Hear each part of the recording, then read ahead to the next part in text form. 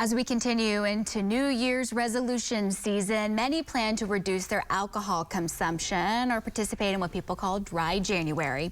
This afternoon, Dr. Stevan Lahr from Family and Children's Services is with us to talk about the mental health benefits of not drinking alcohol and how to know if perhaps alcohol could be a problem. Right. Thanks for being here this afternoon. No problem. Thank you. So we'll start here. What are the mental health benefits of not drinking alcohol? Not drinking alcohol. Sure, great question. So a lot of people have probably heard the term depressant, and they'll say alcohol is a depressant. So what that means is that with routine or excessive alcohol use, you can start exhibiting all the same symptoms and characteristics of a person who's been diagnosed with depression. So low mood, high anxiety, poor sleep. And the way that it does that is that alcohol reduces the chemicals in your brain that control mood, anxiety, and sleep. So the more alcohol that you bring on, the lower those chemicals are going to be.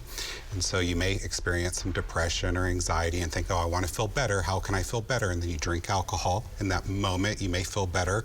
The longer you do that, that moment lasts less and less time. But in the long run, you're lowering those chemicals in your brain that actually help regulate mood, anxiety, and sleep. And so by not drinking or cutting back, especially if you have excessive alcohol intake, then you should have increased mood, better sleep, better anxiety tolerance, and it can take just a few weeks to see improvement. So how would you know, and I mean this is so vague, how would you know if alcohol could be a problem for you? Right. So, sometimes I have people that say, well, I can't have a problem with alcohol because I only drink beer, or their perceived intake is low for them. But we're not really looking at what type of alcohol you're drinking or really how much, but why are you drinking? And how is it impacting your functioning? So are you doing it because you don't want to feel anything or deal with the relationship that you're in? Is your drinking causing you to have legal problems, DUIs, things like that? Are you calling into work routinely because you're too hungover to go to work? Mm-hmm. So is it impacting your functioning? So those are the things that we're kind of looking at to see how alcohol is impacting your life.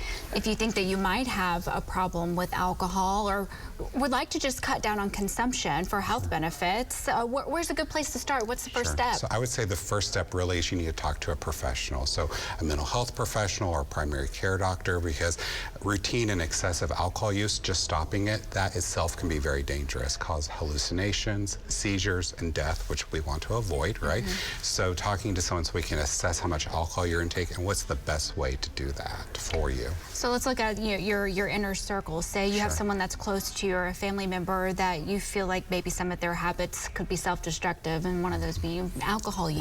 Right.